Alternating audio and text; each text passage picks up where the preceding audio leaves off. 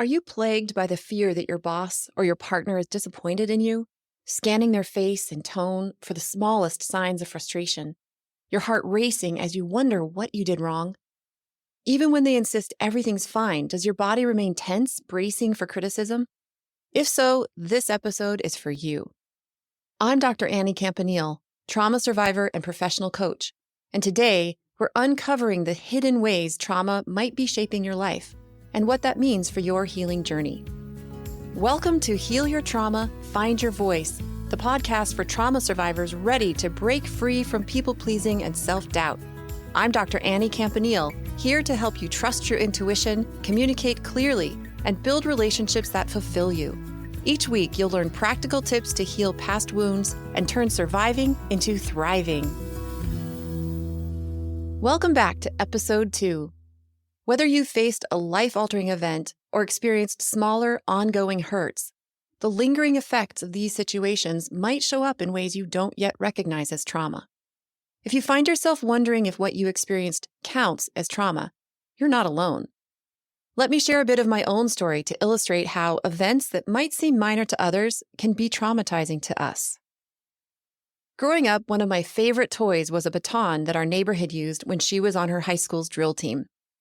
She taught me how to twirl the baton, and I'd spend hours marching around in my room, imagining myself twirling and doing high kicks on a drill team of my own.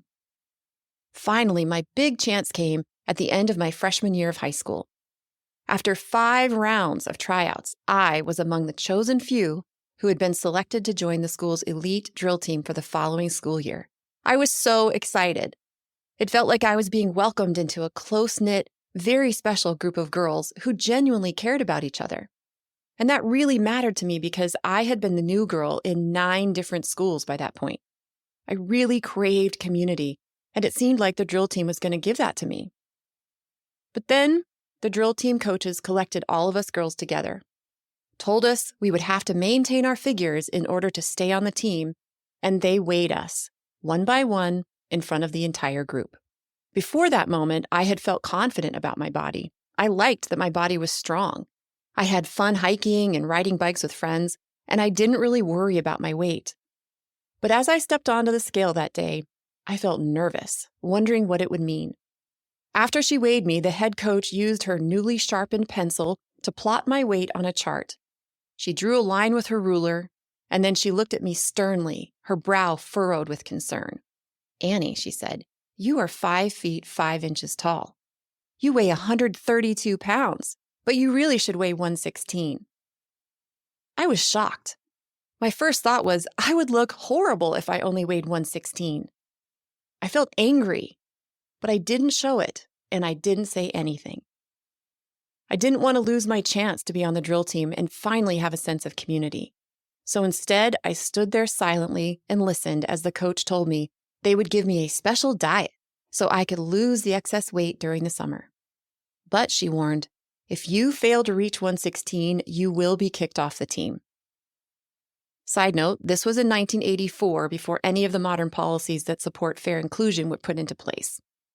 I worked hard all summer, practicing with the team, building friendships with the girls, and following the diet and exercise plan to a T. Then 2 weeks before the new school year began, the whole team posed for photos outside in the sunshine in our new uniforms. And afterward, the coaches pulled me aside for a final weigh-in. It was really embarrassing to have the entire team watching, and my stomach was in knots from a combination of anger and anxiety. 124. I was 5 foot 5 inches tall, and the scale read 124. With a disappointed look in their eyes, the 2 coaches silently turned away from me, talked to each other quietly, and then turned around and told me they would give me one more chance. They said to me, "We are going to have you march in front of us so we can see if your legs jiggle too much. If they don't, then you'll be able to stay on the team, even though you're overweight. But if your legs jiggle too much when you march, then you will be cut from the team." I was mortified. I could not believe this was happening. I wanted to throw their clipboard at them and tell them to go to hell. But, once again, I held it in and said nothing. Today, 30 years later, I recognize that my reaction was a freeze survival response. And I have so much compassion for that girl who longed for community so much that she'd put up with this treatment. But on that day, as a scared 15-year-old, I dutifully followed the coach's instruction, marched toward the middle of the field where the rest of the girls were gathered, and waited. After a few minutes, the coaches walked up to me with pity in their eyes and told me that my legs had, in fact, jiggled too much, and I was cut from the drill team. I had to leave practice immediately. Can you imagine? Now, my experience might be infuriating, but does it count as trauma? For me, it did. In fact, it took decades of counseling for me to stop viewing my body as my enemy. But for others, the same situation would not have been traumatizing. Some people would never have subjected themselves to the requirement to lose weight in the first place. They would have told the coaches they were fine just as they were, quit the team, and never given it a second thought. This brings me to that question we're answering today. Am I a trauma survivor? What I've learned is that trauma isn't just about what happened to us. We can't label an experience as a trauma or not a trauma simply based on the events that occurred. Dr. Peter Levine, a renowned trauma expert, explains it this way. Trauma is not what happens to us, but what we hold inside in the absence of an empathetic witness. Whenever we find ourselves in situations that seem dangerous, our bodies immediately activate the survival response to help us fight, run away, or freeze until the danger passes. Like in my drill team story, I froze when the coaches told me I needed to lose weight in order to stay on the team. In an ideal situation, once the danger has passed and we feel safe again, our body naturally releases that built-up stress and returns to a calm state. Like when you've been cut off in traffic, felt a jolt of fear or anger, shouted, and then returned to driving as before. But when the stress is overwhelming, like when I feared losing my sense of community with the drill team, or when a child sits frozen in silence, their heart pounding as their parents' angry voice fills the room with no way to escape or defend themselves, that survival energy doesn't get released. It stays trapped in the body, keeping our nervous system on high alert, even when we aren't in danger anymore. This perspective of trauma being in the body was absolutely the key that unlocked complete healing for me from many profound traumas. I'll share more about that in future episodes, but for now, I want to help you determine whether or not you are a trauma survivor by naming your trauma. Naming our experiences as trauma can be empowering, especially if we've developed a habit of minimizing our pain or telling ourselves, it wasn't that bad, or others have been through worse.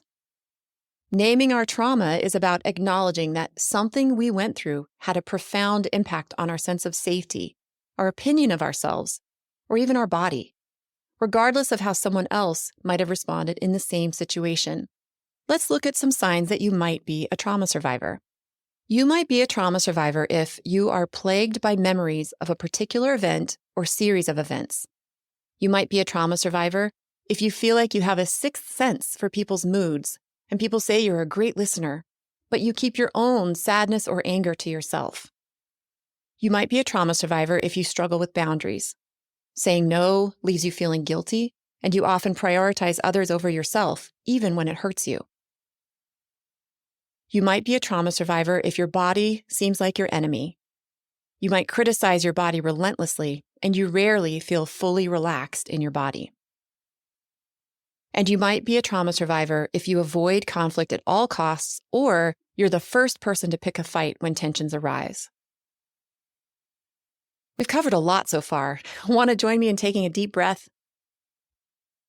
Oh, okay. Now let's reflect on your own experiences in light of what we've explored today. First, think about a moment in your life when you felt scared, like I did during my drill team weigh-ins.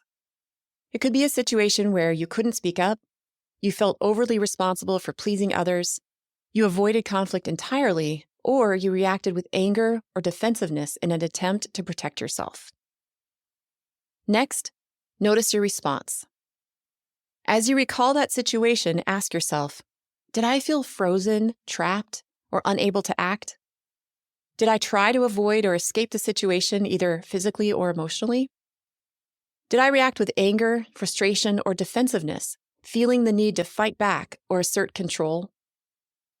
What physical sensations did I notice? Was my heart racing, my stomach upset, or my body tense?